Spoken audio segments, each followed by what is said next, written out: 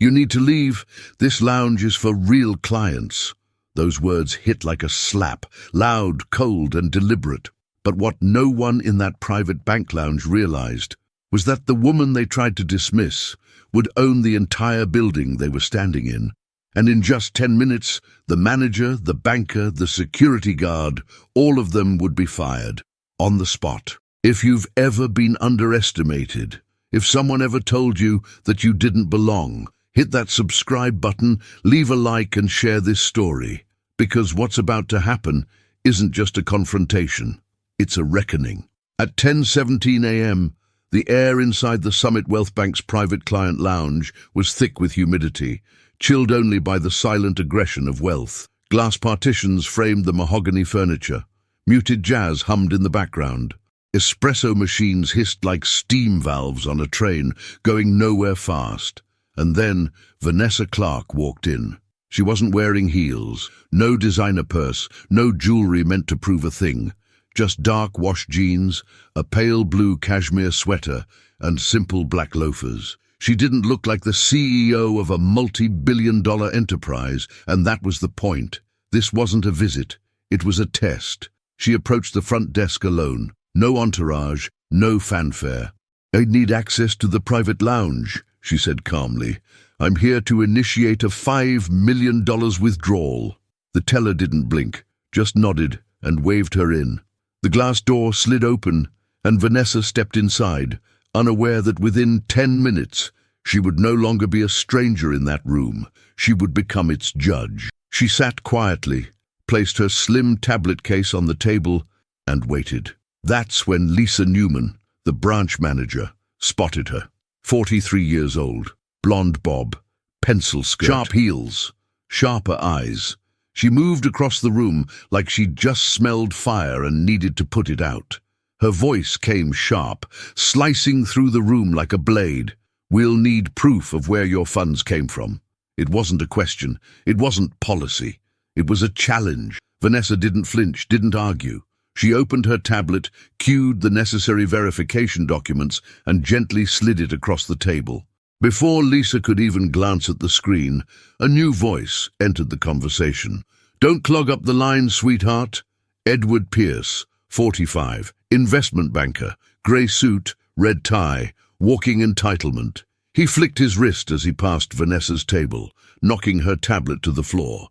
It hit with a soft thud, but the insult echoed louder than anything yet spoken. Vanessa simply stared at him, calm, composed. Edward didn't even look back. From the corner, Natalie Wells, 29, arms crossed, eyes narrow, added her own sting. "That amount doesn't add up. You could have stolen it." Her words weren't loud because they didn't need to be. They were designed to sting quietly. Across the lounge, two clients looked up. One whispered to another. The room began to shift. Vanessa blinked slowly. "Run my name," she said. Her voice was even, precise. Lisa shook her head. "You're not verified.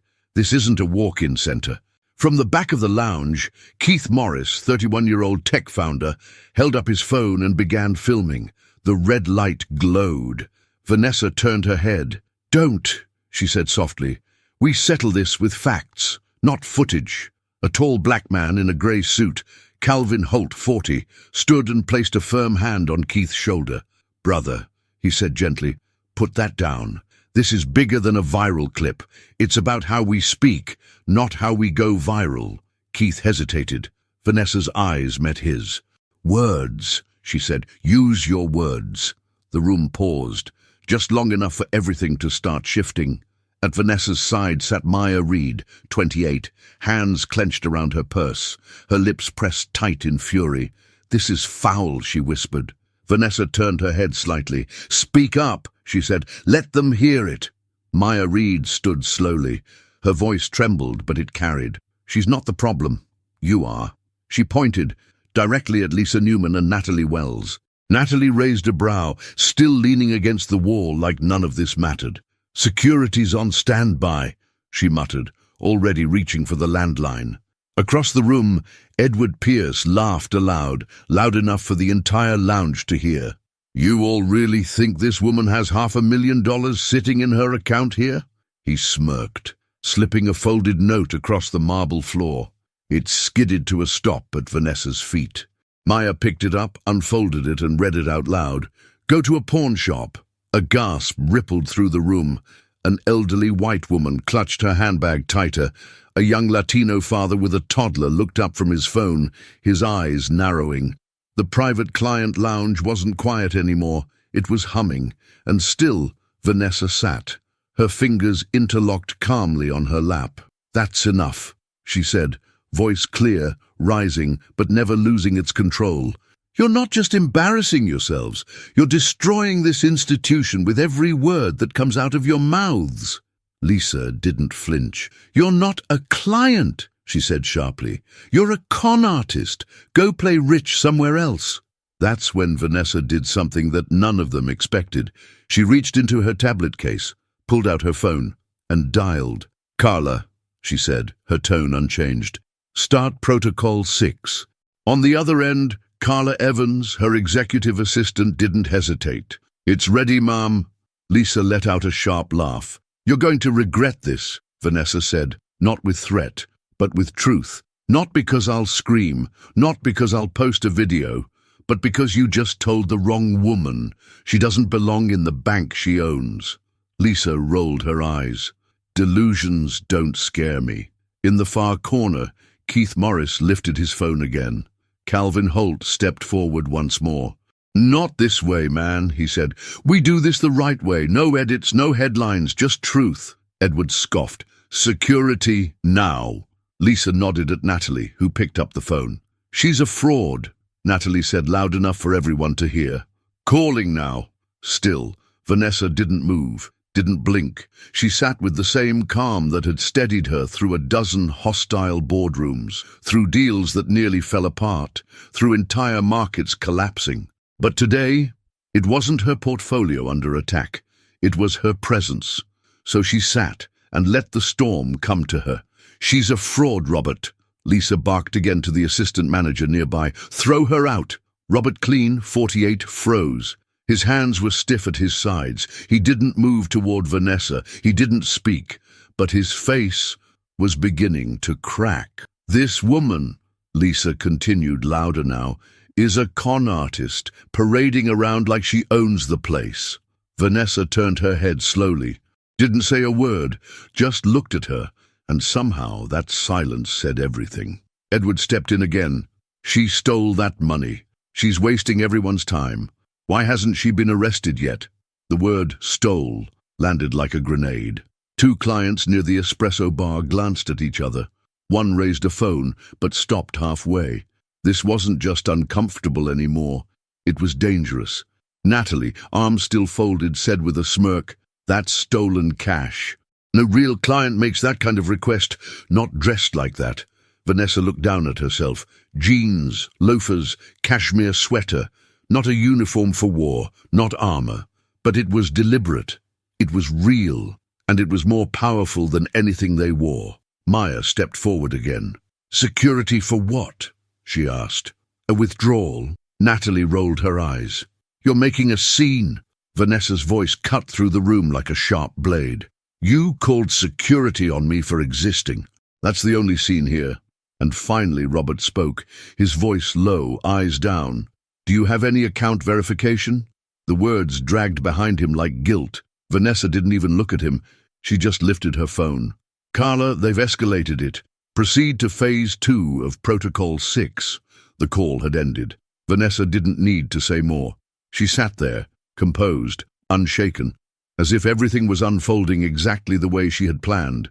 Because it was. Phase 2 had begun. At 10:24 a.m., precisely 7 minutes after Vanessa entered the lounge, an alert appeared on the assistant manager's desktop terminal. Internal Security Protocol 6.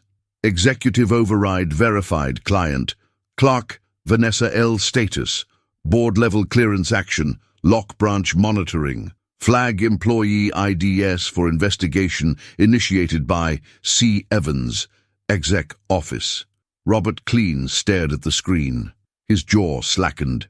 His fingers hovered over the keyboard, paralyzed. Lisa noticed. "What are you doing?" Robert didn't respond. His eyes widened further as a second alert popped up. Legal audit in progress. Session being recorded. Protocol active. Staff liability warning. Lisa leaned over the desk. "Robert, what's going on? That's not standard. Who initiated that? This isn't real." He turned to her slowly. "Protocol 6, he said quietly. She activated it." Lisa blinked. "What the hell is Protocol 6? Then she froze. "Wait, she has credentials." Robert didn't answer. Behind them, Natalie's phone buzzed. She looked down and saw a network lockout warning. Her screen faded to black. A system reboot was forced. "What the?" she mumbled. "I can't access anything." Edward, watching from the lounge, took a step back. "What is this?" he muttered. "This is a setup." Vanessa finally stood up, slowly, deliberately. She walked toward the front desk with the calm of a woman who had built empires from dust. Not with noise, not with ego, but with precision. She stood in front of Lisa. "I told you," she said gently. "You should have run my name." Lisa's face contorted. "This isn't possible. You're bluffing." Vanessa tilted her head. "Then why is your system offline?" Just then, the branch door buzzed. 2 suited women stepped in. Compliance officers from Summit's corporate team. They moved with surgical purpose. Badges out, eyes sharp. Lisa turned pale. "I didn't call for a review," she said, her voice cracking. "You didn't need to," one officer replied. "Protocol 6 overrides branch-level discretion." The second officer stepped toward Robert. "Is the flagged party present?" she asked. Robert glanced at Lisa, then at Vanessa, then nodded, slowly. "Yes, she's here. She's the executive client." The word executive hit the floor like a dropped hammer. Lisa backed away slightly. Edward tried to stand and leave, but one of the officers stepped into his path. "You'll remain until we finish our assessment," she said. "This is a private lounge," he barked. The officer simply replied, "Which belongs to Ms. Clark." The silence that followed was thick with disbelief. Natalie stared at her blank screen. Lisa's lips parted, but no words came. Edward dropped his phone. Maya, behind Vanessa now, exhaled with a trembling smile. Vanessa turned slowly toward the other guests. "Every face in this room told me what I was worth before they knew my name," she said, "and every system in this building followed suit." One of the officers added, loud enough for all to hear, "Verbal accusations, physical interference, unauthorized security escalation, all logged, all recorded." Keith Morris, finally lifting his phone again, said into the camera, "She's not the problem, she's the owner, and she just triggered the emergency override protocol." The screen glowed red as Vanessa's name and title flashed on Summit's internal system across the building. Clark, Vanessa L., chairwoman and majority shareholder. Someone gasped. Someone else dropped their coffee, and the lounge, once filled with quiet condescension, was now a courtroom. And Vanessa, she was no longer being judged. She was issuing the sentence. 10:27 a.m., 3 minutes since Protocol 6 went live. Vanessa Clark stood at the center of the private lounge, but she was no longer a visitor. She was the system reboot in human form. The compliance officers moved quickly now, pulling names, checking footage, locking terminals. One by one, each employee's ID was flagged and tagged. Natalie's screen blinked one last time before cutting to a blue lockout message. "Access revoked. Internal review in progress." She tried logging back in. Twice, 3 times. Nothing. Her hands trembled as she turned to Lisa. "I'm locked out. Completely." Lisa didn't respond. Her fingers hovered over her own keyboard, but her screen had frozen too, a flickering cursor blinking like a silent alarm. Vanessa turned her gaze to Lisa again. This time, her voice was different, not angry, not theatrical, judicial. "You had a moment to do the right thing," she said. "You chose status. You chose control. You chose silence when your team showed bias, until it became too loud to ignore." Lisa opened her mouth, but no words came out. Vanessa continued, "I didn't come here to fire anyone. I came to move funds. I came like any other client. I dressed like this, she gestured to her sweater and jeans, because I wanted to see how I'd be treated without a title, without power, without perception. She paused. And you showed me. From the rear of the room, the senior compliance officer stepped forward. Ms. Clark, per internal protocol, we await your authorization to proceed with staffing action. Vanessa turned to the officer. List the names. The officer replied without hesitation. Lisa Newman, branch manager. Natalie Wells, client intake specialist. Edward Pierce, external investment partner. Robert Clean, assistant manager. The last name made Vanessa hesitate for a half-second. She turned toward Robert. You didn't stop it, but you also didn't fuel it. Robert nodded slowly. I froze. I should have spoken up. Vanessa studied him. Do you understand why that's not enough anymore? Yes, he said, I do. She nodded once. To be decided after full audit. The officer marked him deferred probationary status. Vanessa turned to Natalie next. You assumed I was a criminal. Natalie's voice cracked. I was just following Lisa's lead. That's exactly the problem, Vanessa interrupted. Lisa finally stepped forward, desperate. Ms. Clark, Vanessa, I didn't mean any of it personally, I swear. I've managed this branch for 12 years. I have clients who... Vanessa raised a hand. It was not a dramatic gesture. It was a period. You have clients, she said, but you never once considered that I might be one of them. She looked to the officer again. Proceed. With a few taps, Lisa Newman's employment record was flagged for termination. The officer spoke. Per Ms. Clark's order. The following individuals are to be terminated effective immediately, pending final documentation. Security escort will be initiated. Access revoked. You will no longer represent Summit Wealth Bank in any capacity. Gasps filled the lounge. Lisa's face went pale. This is illegal. No, the officer interrupted. This is internal correctional protocol initiated by board leadership. Your standing has been dissolved. Edward's voice exploded behind them. You can't do this. You think you can walk in here and just erase people? Vanessa turned toward him. You erased me the moment I walked in the door. She took a step forward. I didn't forget that you slapped my tablet off the table, that you laughed in my face, that you called me sweetheart. You just never expected I'd be the one who signs your contract renewals. Edward's jaw clenched. You're a tyrant.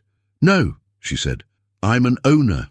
The room was silent. Then Maya stepped beside her and said, loud enough for the whole room, you're not just an owner.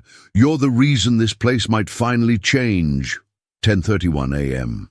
The silence was no longer uncomfortable. It was transformative. Dozens of people, clients, staff, security, watched as Vanessa Clark rewrote the rules in real time. No podium, no press, just presence. The senior compliance officer turned toward her. Ms. Clark, the protocol is nearly complete. Do you wish to clear the premises for privacy? Vanessa shook her head. No, let them stay. Her voice was calm but heavy, like every word had weight.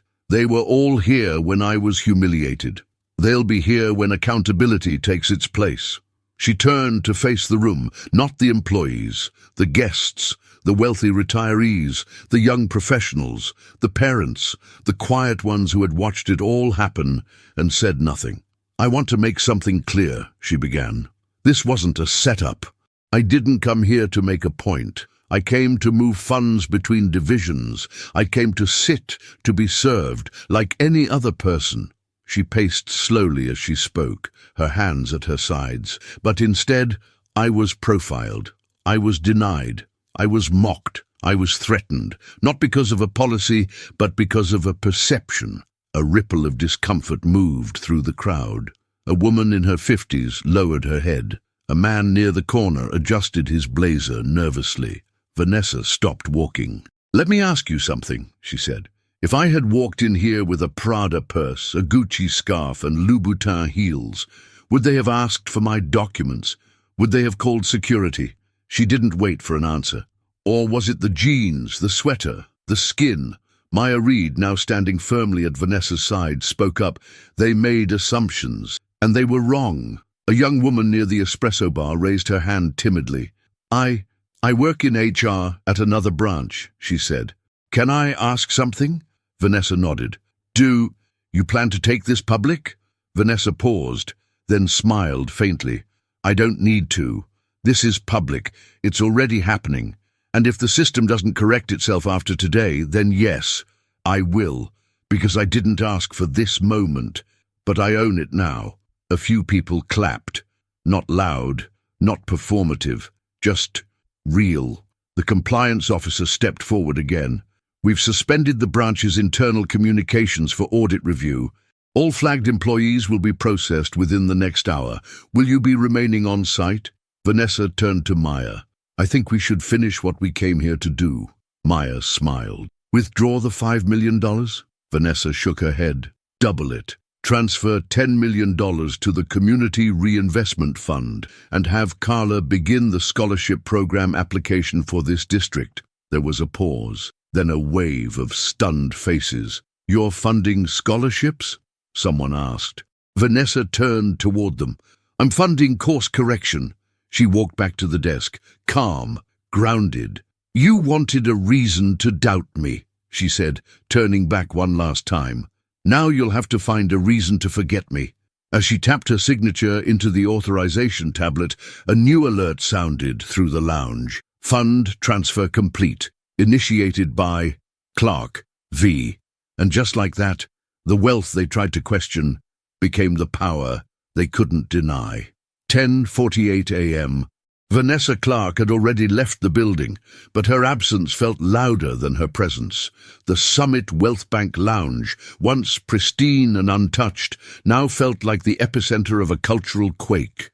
No alarms blared, no glass was shattered, but foundations had cracked, and everyone knew it. Natalie stood frozen near the empty desk, her badge no longer working, her screen forever dark. Lisa was seated in the corner, face buried in her hands, no longer the storm, just the consequence. Edward paced in slow, furious circles by the espresso bar, whispering into his phone, trying to call in favors that wouldn't answer anymore. The clients, once silent, began to speak. An older man with silver hair and a tailored navy suit turned to the room. I've banked here for 18 years, he said, and I've never seen anything like that. Because we've never looked long enough, replied the Latina mother beside him, rocking her baby carrier gently. Keith Morris still had his phone out, but now it wasn't recording. He was writing, a post, a confession, a reckoning. I saw it happen. I saw them doubt her because of her clothes, because she didn't look rich, because she didn't act impressed. And I did nothing until she did everything. The post would reach 2.1 million people in 24 hours. In the manager's office, the remaining compliance officer finished uploading the final termination reports into the system. File closed. L. Newman file closed. N. Wells file closed. E. Pierce file suspended. R. Clean pending. Carla Evans, Vanessa's executive assistant, was already on a call with Summit's corporate board. Yes, she said, she wants every branch reviewed. She's activating independent equity officers in all urban locations, starting today. Pause. And yes, she's funding it herself. The board didn't argue. They never did anymore. Maya, back inside the Blacktown car, turned to Vanessa as they pulled into traffic. You just fired half a bank. Vanessa didn't look up from her phone. I didn't fire them, she said. They fired themselves the moment they forgot who they were supposed to serve. Maya stared at her. You sure you don't want to make a statement? Vanessa looked out the window. I just did. Back inside the bank, a young teller named Jordan Lee, who had said nothing during the ordeal, turned to his co-worker. She planned that, he whispered. No, the co-worker said. She didn't have to. They did it to themselves. The conversation spread like wildfire, from email to Slack, from the local branch to headquarters, from city to city. Vanessa Clark's walk through a single branch became a case study in executive accountability. 3 days later, an internal memo was circulated. Subject, corporate policy shift. All employees required to undergo behavioral bias training. New community outreach programs initiated. Guest services protocols rewritten. Signed, V. Clark Board Chairwoman. But the real shift didn't live in policy, it lived in perception. People began to enter Summit branches dressed like anyone, everyone, without fear of being seen as less. Because now, any employee who dared to judge someone by appearance might find themselves across from someone who owned the building. 11:15 a.m. 1 hour after the incident, the Summit Wealth Bank building looked the same from the outside, but inside, the pulse had changed. And online, the world was catching up. Black woman walks into bank, fires entire branch staff, 10 minutes later. That was the headline from a local blog. Within 2 hours, it had spread to national outlets. Within 6, international. Screenshots of Keith's post, snippets of cell phone footage from clients, a grainy still of Vanessa standing in silence while security hovered near her. All began circling through feeds, forums, group chats. Some called her a hero, others a threat. But no one called her invisible anymore. Vanessa Clark sat in her penthouse office overlooking the Seattle skyline. She wasn't celebrating, she was calculating. The cost, the silence, the next step. Maya entered quietly, holding a fresh stack of press inquiries and speaking requests. "They want you on Good Morning America," she said. Vanessa didn't look up. "They want the version of me that makes this feel safe." Maya nodded. "They want a speech, a smile. They want a brand," Vanessa said. She finally looked up. "I'm not giving them that." "You're not going to speak?" "I already spoke." She turned the monitor around. A live feed of Summit's training headquarters in Boston now showed an emergency meeting being held. All managers, all directors, facing a presentation titled, "Respect Isn't Earned, It's Owed." Vanessa leaned back in her chair. They'll learn more in silence than they will from any talk show. Meanwhile, public opinion fractured. Some debated the legality. Others focused on the symbolism. But one tweet from a 17-year-old high school senior in Baltimore went viral beyond expectation. She didn't scream. She didn't curse. She didn't throw anything. She just watched them fail the test and then gave them their results. Vanessa read that one twice, then smiled just a little. Across town, Edward Pierce was being dropped from 2 of his largest portfolios, his name removed from panels. A silent blacklisting began. Lisa Newman, after hiring a crisis PR firm, issued a lukewarm apology. It was promptly torn apart by public commenters. Natalie Wells remained silent.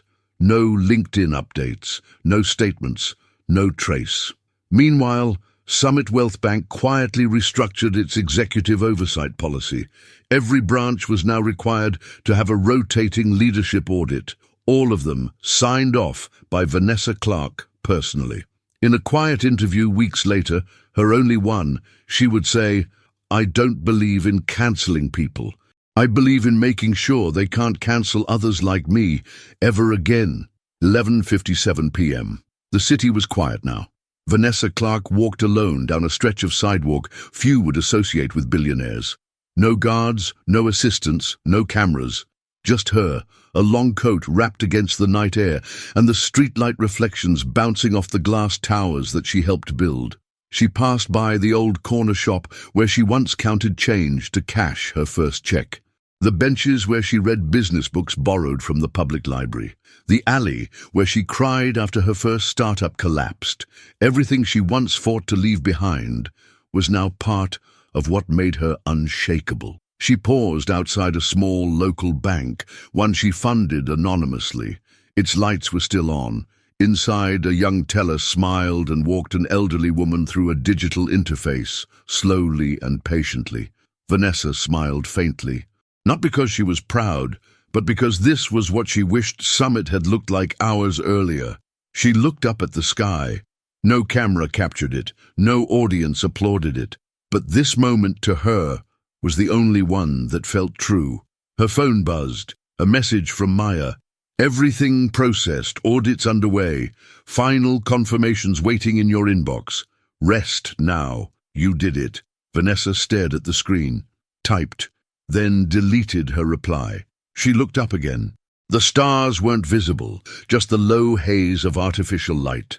But she didn't need to see them. She knew they were there. Like her presence in those rooms, like her voice in those policies, like her name on those contracts. Invisible to those who don't look, but permanent to those who know where to find it. She kept walking, past banks, past towers, past boardrooms with her initials etched into cornerstones. Not to celebrate, but to remind herself she didn't burn anything down. She just turned on the lights and let everyone see who they had tried to erase.